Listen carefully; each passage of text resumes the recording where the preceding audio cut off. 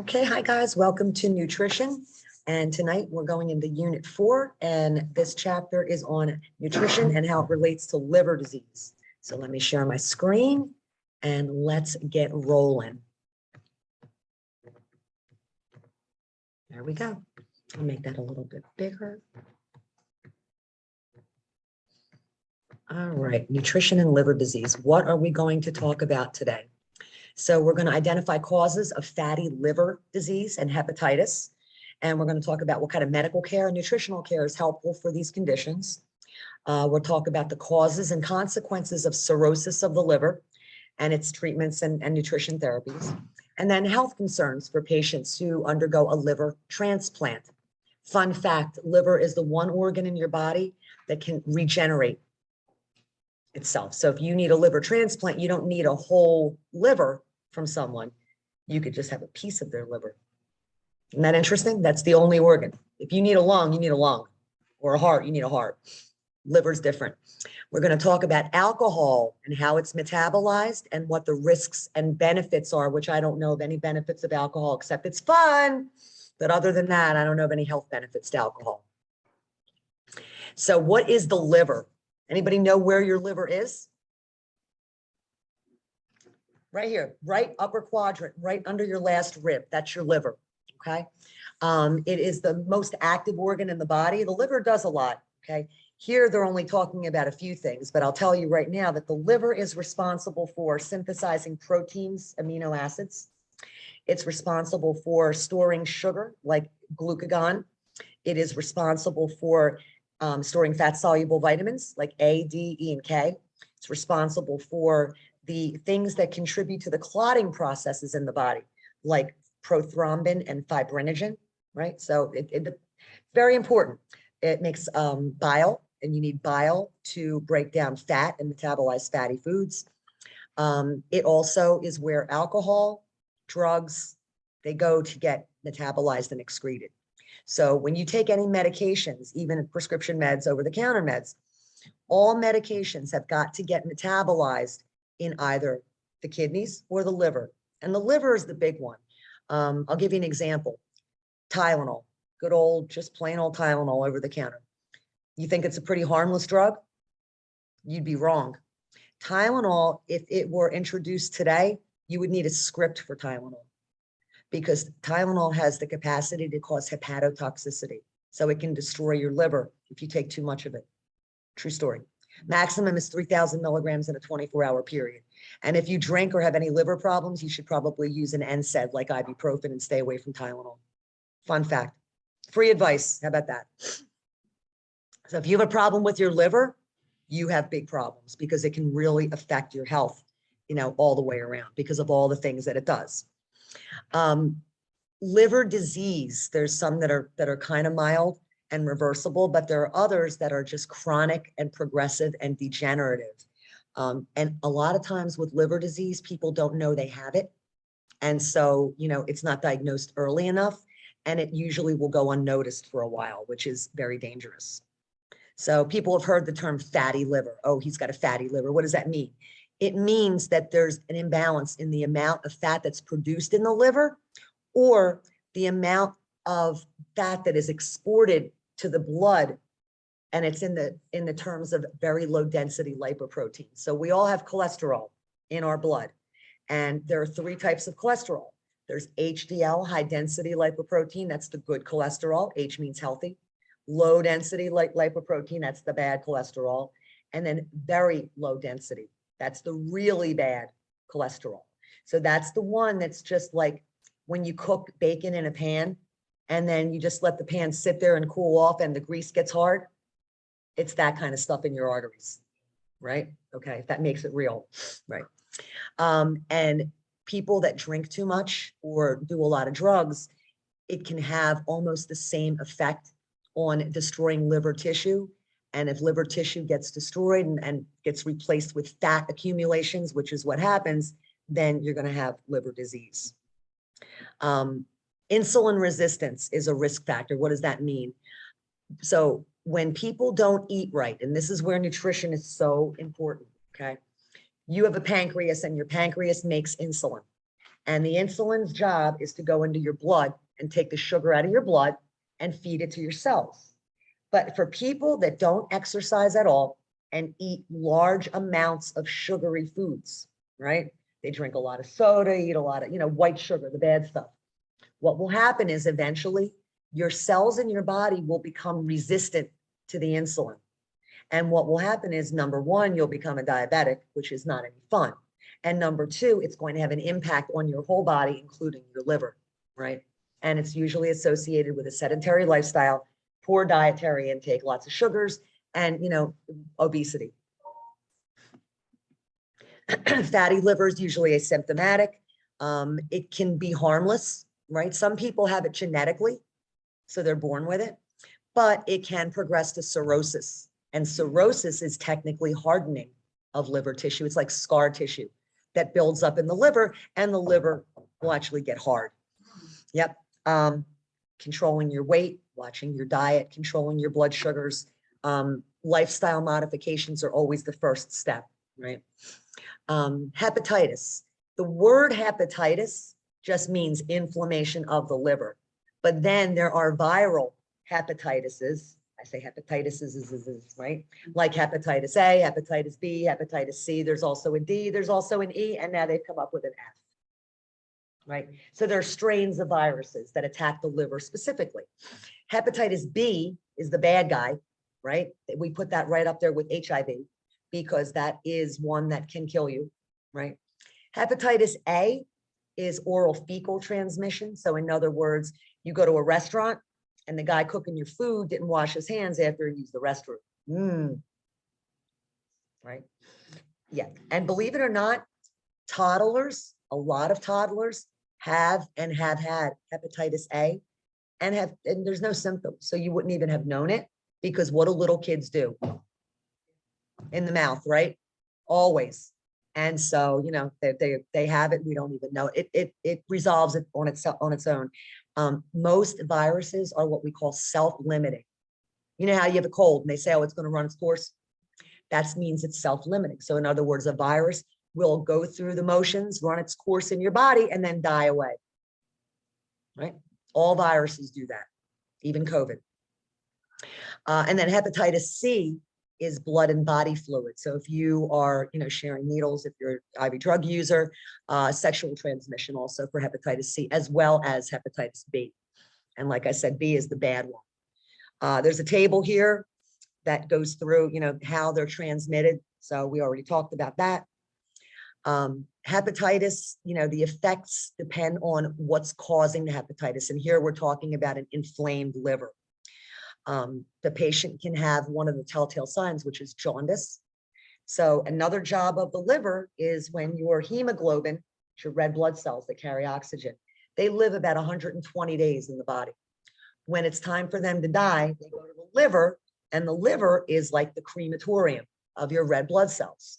So the hemoglobin goes to the liver. There are phagocytes, they're called, in the liver that break down the hemoglobin, take the heme, which is the iron, store it, and then basically just degrade what's left of that red blood cell. And the waste product is bilirubin. That's if your liver's working right. If you have a damage to your liver, that bilirubin, which is normally excreted from the liver through the bile duct and into your fecal matter, and you poop it out and never even know the difference. When the liver is broken, that bilirubin spills back into your bloodstream, doesn't get excreted, and it turns you yellow. And they will have yellow, the whites of their eyes will be yellow. Skin will start to turn like a yellow glow. Another telltale place is in the mouth, the oral cavity. The hardened soft palate will be yellow. And that's a telltale sign of liver damage. And then liver enzymes are ALT and AST, they're going to be elevated. Albumin level, which is plasma protein, that's going to go down. So you're going to be malnourished when you have liver disease. Ammonia, which is something else that your liver actually breaks down. It's something called ammonium. It's a byproduct of alcohol. When you drink too much and you put too much of a strain on your liver, it can no longer excrete that ammonium. So it spills back into your bloodstream in the form of ammonia. And the one thing we have in our body, we have something called a blood-brain barrier. Pretty cool. But there's an inherent flaw in the blood-brain barrier. It's there to protect the brain, and it won't let most molecules pass to get to the brain and damage it, but it lets ammonia get through. And when people drink a lot, eventually they develop a Wernicke's encephalopathy. What that means is the ammonia levels are real high in the blood, cross the blood-brain barrier, go to the brain, and they cause like confusion, agitation. It's almost like somebody with end-stage dementia, right? And they'll get that real cute beer belly, right? Everybody's seen a beer belly, right? That's abdominal ascites. So if you feel a beer belly, it's not soft, it's not that, it's hard. That's bad. It's not cute. Okay.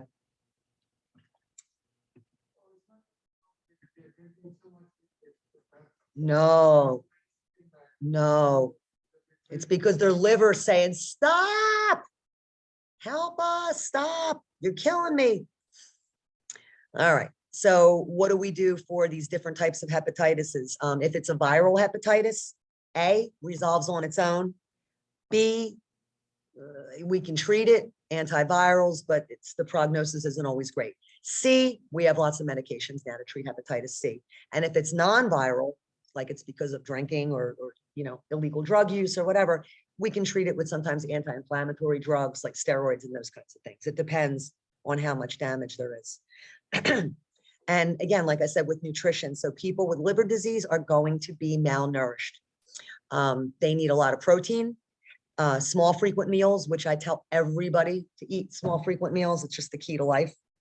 And they usually need fluid and electrolyte replacement too, because of the problems with the liver.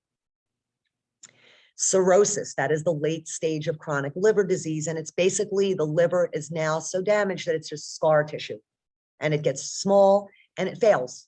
So it can't do its job anymore. And usually it's alcoholic liver disease that causes it, but it can also be hepatitis B or hepatitis C. Usually in the beginning, they just have anorexia, loss of appetite, some weight loss, fatigue, a little weakness, but later on, they're going to have anemia.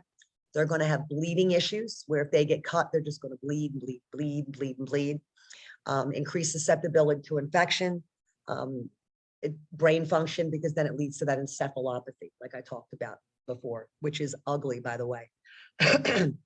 There's a pretty accurate depiction on slide 16 for the consequences of cirrhosis, the neurological disturbances, the jaundice. They get esophageal varices, which are dilated varicosities, varicose veins in the esophagus that can actually rupture. So they can just be talking and blood starts pouring out of their throat. That's fun. Yeah. Yeah. They can have, the abdominal ascites, which I already talked about. They bruise really easy, muscle wasting, and they'll usually be retaining fluid in the abdomen and the lower extremities, feet, legs. All the labs are on 17. You're going to find everything elevated. This is the way I teach my nursing students. All the labs associated with the liver, when there's liver damage, will be elevated except albumin.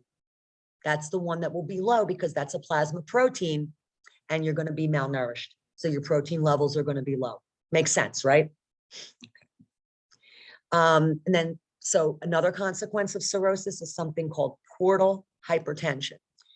And so there is a portal blood system, a circulatory system almost on its own, but it's still connected to your main circulatory system that runs through the liver and the kidneys as well, right? And so when the liver gets scar tissue built up because of cirrhosis, the blood can't flow easily through the liver. And then the resistance that it meets, it's trying to push through, causes this hypertension, and they can have actually burst arteries, like aneurysms, those kinds of things. And that's when the varices, esophageal varices, will start to develop too. I already talked about ascites, which is the fluid in the abdominal cavity. That can get so bad that we have to do a pericentesis, which is where we put a needle into the peritoneal cavity and like drain out the fluid. Only because when there's so much fluid in the abdomen, it's pushing on their diaphragm, they can't breathe. Short of breath, right? All that pressure. Hepatic encephalopathy, which I talked about, that's the change in mentation, right? Cognitive problems. Blood ammonia levels will be elevated. Malnutrition, muscle wasting. Two good pictures on slide number 21.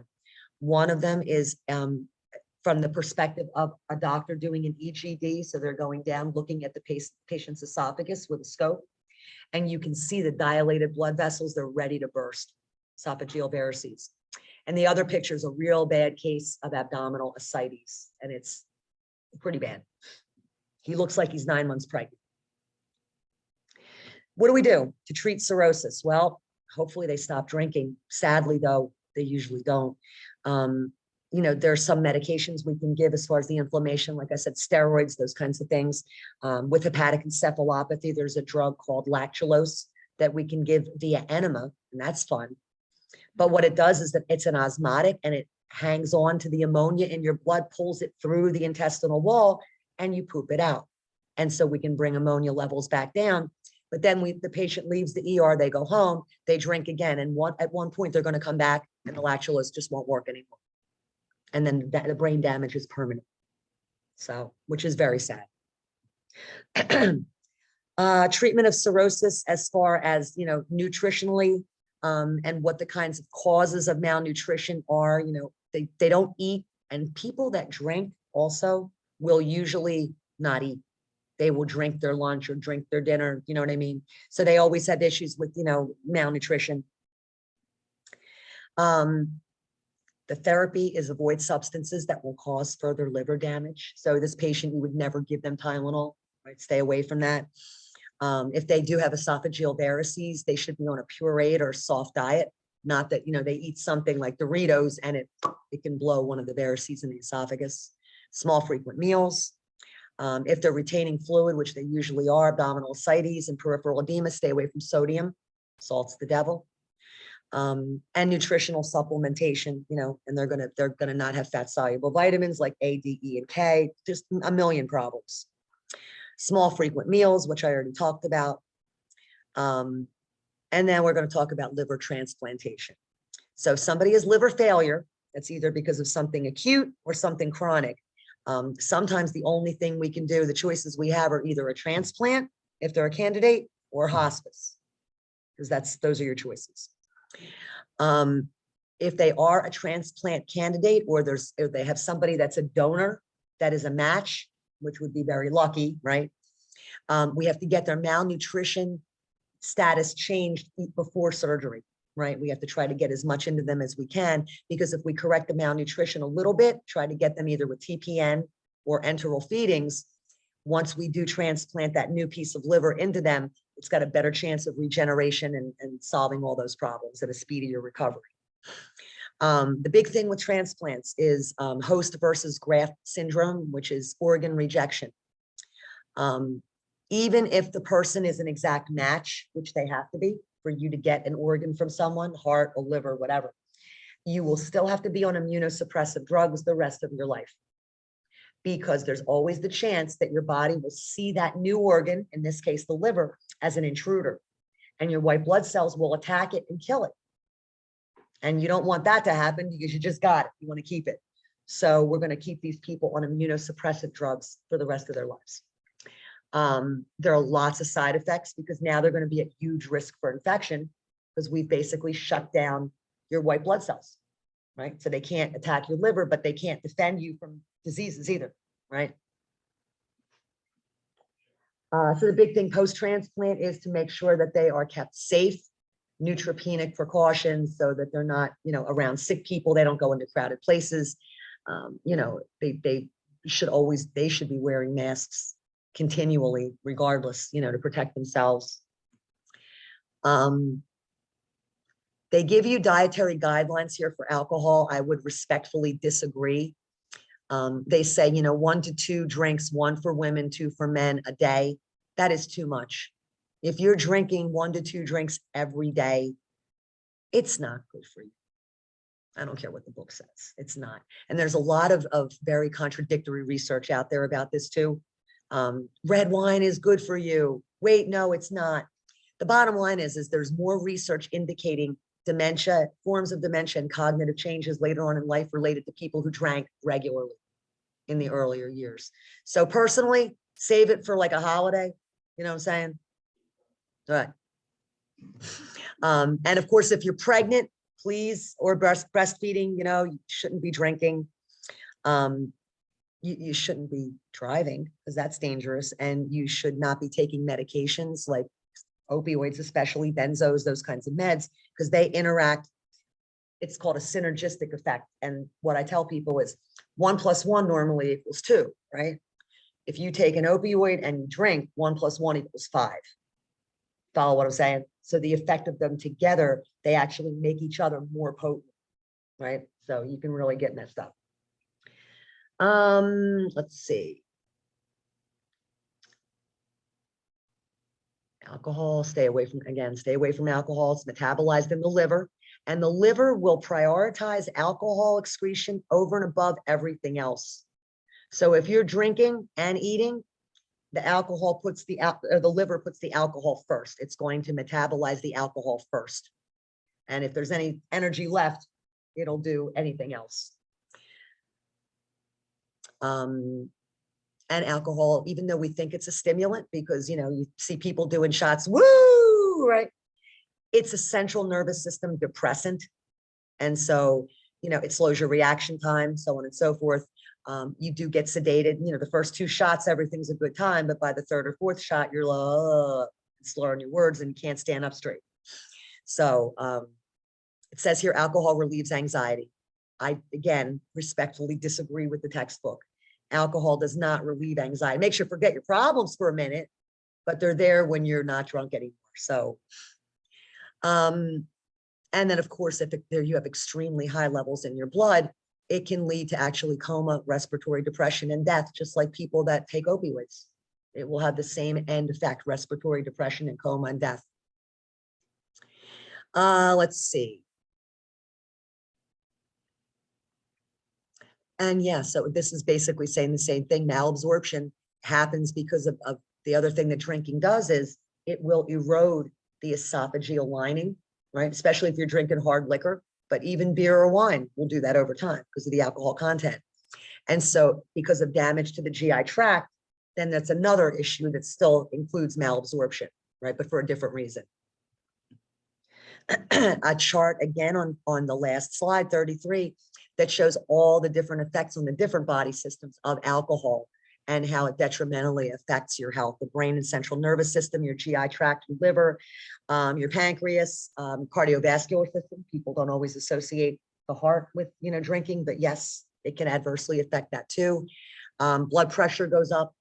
You can have a heart attack because of increased blood pressure, or stroke, throw a blood clot. Have different types of dysrhythmias that can cause a heart attack and MI. So be good, kids. Don't drink heavily. Okay. And that's the end of this chapter. I'm going to stop my share and stop my recording.